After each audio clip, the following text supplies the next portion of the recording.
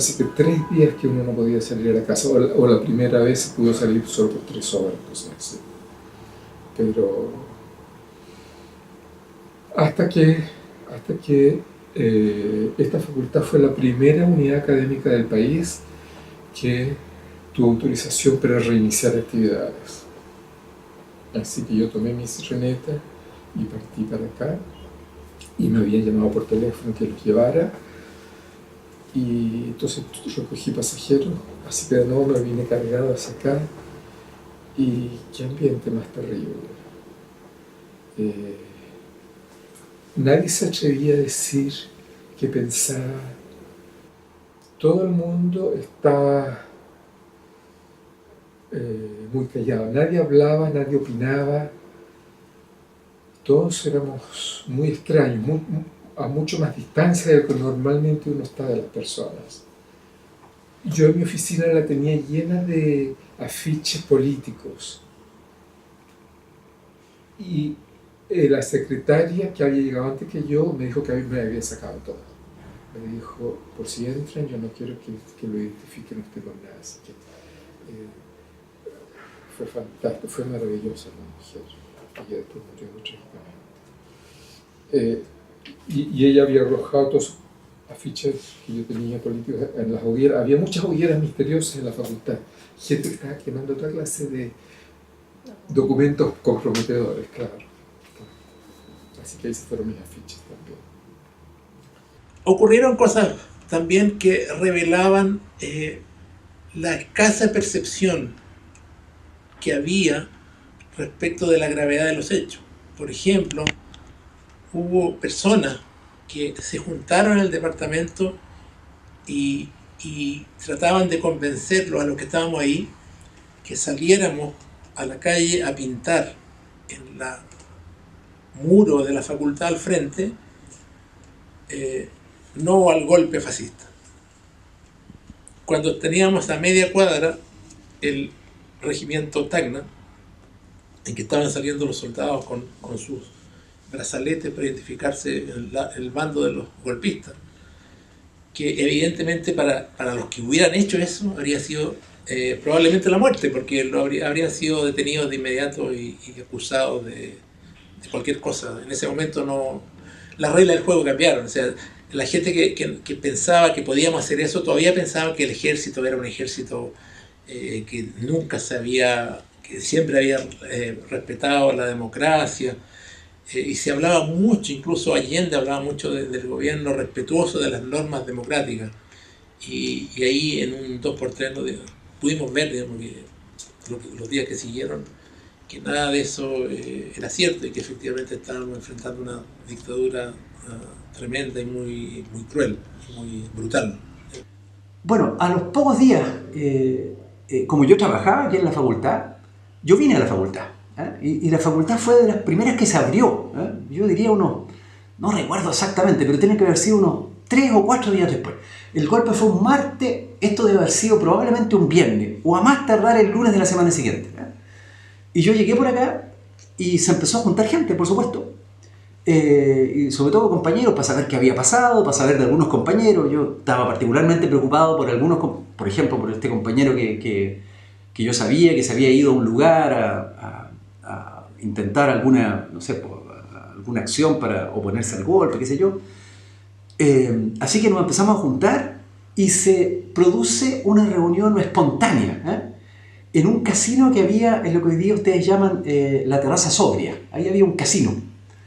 Y nos empezamos a juntar ahí a conversar y qué sé yo, no sin nervio, porque claro, ya se sabía un poco el carácter que tenía, el carácter represivo y sangriento que tenía el golpe. Así que todas esas reuniones de agrupito eran tensas, ¿no? Bueno, y de repente se arma ya una cosa central. Nos juntamos, no sé cuánta gente había, no mucha, unas 50 personas, es lo que yo recuerdo. Y en eso aparece un dirigente de izquierda que era estudiante de esta facultad, era vicepresidente de la FECH, que se llama Manuel Riesco. El maño se para arriba de una silla y nos dice, cabro, qué sé yo, nos explica. La cosa es muy complicada, hay que cuidarse, hay que ver, cuidar a la gente, sobre todo a la gente que era más públicamente conocida, y hace este discurso un poco llamando a cuidarse, a replegarse, a esperar, ¿no es cierto?, algún tipo de lineamientos centrales, y él desaparece, se va rápidamente corriendo. Yo siempre me acuerdo de eso, que salió corriendo, andaba con un par de personas más y salen corriendo de la facultad. Bueno, y aquí viene un episodio que yo lo narré anteriormente, que es uno de los más vergonzosos que yo he vivido en esta escuela. No habían pasado ni un par de minutos y entra una patrulla militar a la facultad. Y entra así, en un jeep y con metralletas, qué sé yo, con armamento. Fue muy impresionante y todos nos asustamos. Dijimos, diablo, aquí nos pueden balear, no sé. Bueno, pero lo curioso es que esta patrulla militar venía guiada por un estudiante de esta facultad, que nunca me voy a olvidar, por supuesto. Guiando a los militares, diciendo, por aquí estaba Manuel Riesco. Bueno, lo que este hombre hizo fue, cuando se dieron cuenta que Manuel Riesco iba a pronunciar un discurso, llamó a los militares y él los condujo por ahí. Y los militares empezaron a buscarlo. Este hombre no alcanzó a darse cuenta que por dónde había arrancado Manuel Riesco, que ya se lo habían llevado, creo que en una citroneta, después supe, digamos. Pero empezaron a revisar la facultad. Empezaron a revisar. Y bueno, yo tenía oficina ahí en el subterráneo del edificio de química, entonces me fui para allá. Sobre todo me fui con un compañero, siempre me recuerdo, me llevé un compañero que era muy conocido, militante de izquierda, y me lo llevé y le dije, fondéate aquí, escóndete acá. Y me acuerdo que las patrullas militares se asomaban, qué sé yo, porque andaban, como te digo, guiadas por esta persona. Así que finalmente, bueno, salimos ilesos de ese episodio, pero muy, muy asustados, muy, muy asustados. El primer día debe haber sido unos 4 o 5 días después, cuando la facultad se abre nuevamente, apareció un dirigente estudiantil. En ese momento la terraza sobria era una sala de dibujo técnico, pero después se había transformado en un casino. Entonces me acuerdo muy bien la actitud de este dirigente estudiantil, que se para arriba de una mesa y se dirige a los compañeros llamándolos a luchar contra este golpe de Estado. Y no habían pasado ni siquiera 2 minutos de que la persona estaba hablando, parado arriba de una mesa, cuando entran por la entrada principal de Bochef soldados armados, fuertemente armados, que buscaban a esta persona. O sea, claramente había toda una red de comunicaciones que le informó que esto estaba ocurriendo, y alcanzó esta persona a escapar rápidamente y no fue capturado. Pero es eso que para nosotros era impensable en los meses anteriores, de tener miembros del ejército armados, decidido a capturar a alguien al interior de la facultad. Fue una muestra muy rápida que nos llamó a darnos cuenta que estábamos en presencia de una dictadura que no se iba a frenar bajo ningún punto para imponer sus normas y su forma de actuar. Decidimos que el día que se hacían las clases íbamos a venir. Entonces me encargaron a mí que preparara un discurso para leerlo en el Consejo Normativo, que digamos, yo era miembro del Consejo Normativo de la facultad. Entonces llegamos y fuimos al edificio de la Torre Central, al ascensor, a subir al Consejo Normativo para leer el discurso. Entonces llegamos ahí, justo se abren las puertas y baja el decano y bajan varios consejeros que habían suspendido la reunión.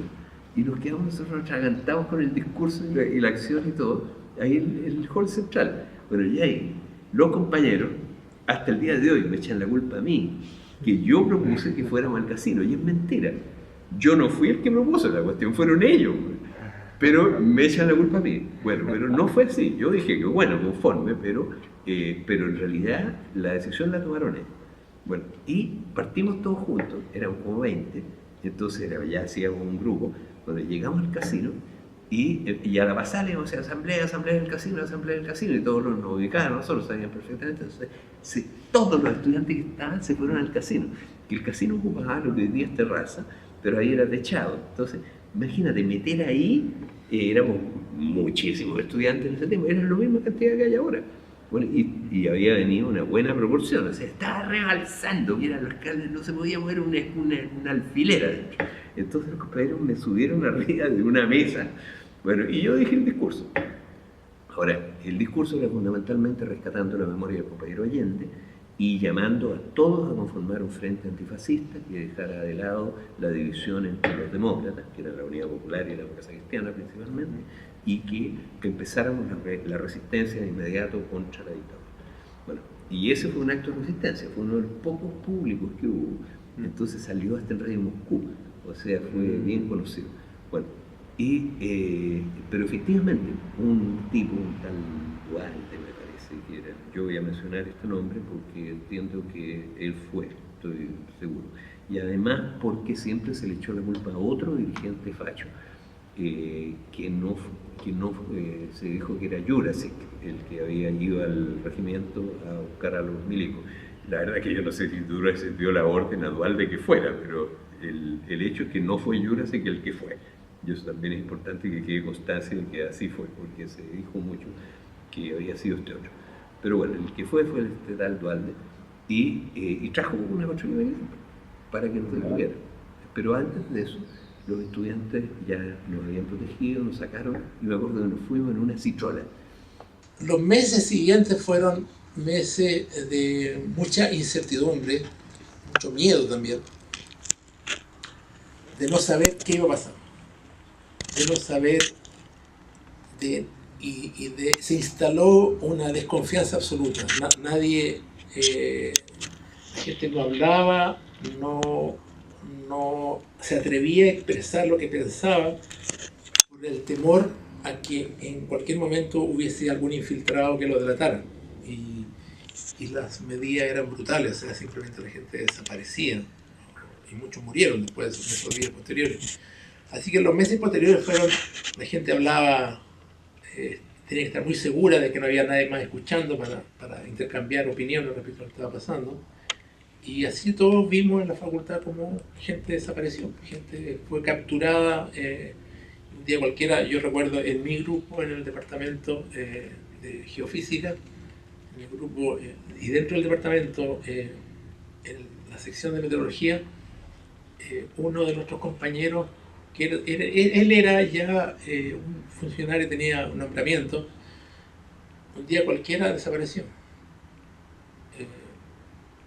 Estuvo varios días que no supimos de él, y se instaló también un tremendo temor de que si no vendrían otros, porque los métodos eran muy efectivos para hacer hablar a la gente. Entonces, con el tiempo se fue normalizando, esta facultad después retomó las clases, pero hubo compañeros que no llegaron, y por muy diversas circunstancias. Algunos entraron en clandestinidad y otros, y el caso que yo nunca dejo de mencionar, un compañero de generación, Carlos Cuevas, fue asesinado en su población, era un compañero de la población La Legua. Muy conocido, muy alegre, muy militante en esa época. Él siempre andaba con su camisa amaranto, era militante de la Juventud Comunista, recuerdo. Bueno, y así fue una comillas normalización muy extraña, ¿no? De mucha tensión. Igual tratábamos de reunirnos, conversar, saber de gente, saber qué hacer, pero con mucho miedo, sinceramente, mucho miedo, porque a esa altura ya, bueno, sobre todo la gente que quería estar informada, nos informábamos y se sabía de las atrocidades que habían ocurrido. una persona había sido capturada por un hermano, un médico, y estuvo mucho tiempo en un campo de detención, campo de prisioneros, hasta su liberación. Entonces en la facultad vimos gente desaparecer, vimos gente que se fue, profesores que desaparecieron, o sea, muchos que se exiliaron fuera de embajada. Y eso fue también una situación muy dura de vivir ese ambiente de incertidumbre y sobre todo de indefensión. O sea, no sabíamos quién defendía a la gente, era una situación en que nos sentíamos muy indefensos de lo que el régimen podía hacer. A mí a fines del año 74 me tomaron preso y después me expulsaron de Chile. Tuve un decreto, era como la única alternativa porque yo podía haber seguido preso sin cargo en mi contra, indefinidamente preso, pero también todas las gestiones que hizo mi padre hicieron ver que una de las posibilidades era salir fuera de Chile. Y eso tenía que ser con decreto de expulsión. Me expulsaron, perdón, me expulsaron porque alguien que estaba en el IDIEM denunció que yo era el que estaba a cargo de sacar todos los materiales, que de paso lo habíamos devuelto todo, porque en el tiempo que estábamos acuartelados, antes de irnos nosotros, devolvimos los vehículos, los dejamos en distintos lugares y avisamos a la facultad, que en ese tiempo no se hacía así, sino que se hacía marcando ¿ya? Dónde estaba. Entonces se recuperaron todas las cosas que se sacaron, se recuperaron todas. Bueno, y todo ahí en perfecto estado, digamos, no se perdió nada. Bueno, pero el hecho es que me hicieron un juicio y me expulsaron por ese motivo. Entonces, un abogado demócrata cristiano tomó mi defensa y él logró que la acusación y la pena de expulsión se cambiara por suspensión. Entonces, efectivamente, después pude volver al 75 y el 75 recuerdo que fui a hablar con el decano. Y el decano, que en ese momento era un colega que era astrónomo, Anguita, Claudio Anguita, me recibió, me abrazó, me dijo, pero por supuesto, Manuel, aquí tienes tú, lo que tienes que hacer es volver y tienes toda la facultad, digamos, toda la ayuda. Y efectivamente, fíjate, así fue. O sea, en el tiempo que estuve estudiando, del 75 hasta el 77, en que me pude titular, mira, la protección fue constante. Y de todo. Los estudiantes hacían gauchadas, qué sé yo, después siempre estaban todos alerta por si había un problema de seguridad, le avisaban, oye, ¿sabéis qué pasa esto, pasa lo otro? Y los profes también se portaron muy bien, muy bien. Un rector militar todavía. Y no sé qué habíamos hecho aquí algunos más. Ah, sí, hicimos una inserción en el diario. Logramos, no sé qué año, pero hicimos una inserción en el diario con varias firmas. Puedo conseguirles la dirección, la inserción, supongo. Y entonces el rector nos mandó llamar. Yo pensé que era para decirnos que nos echaba, pero era militar, estoy casi seguro que era militar. Y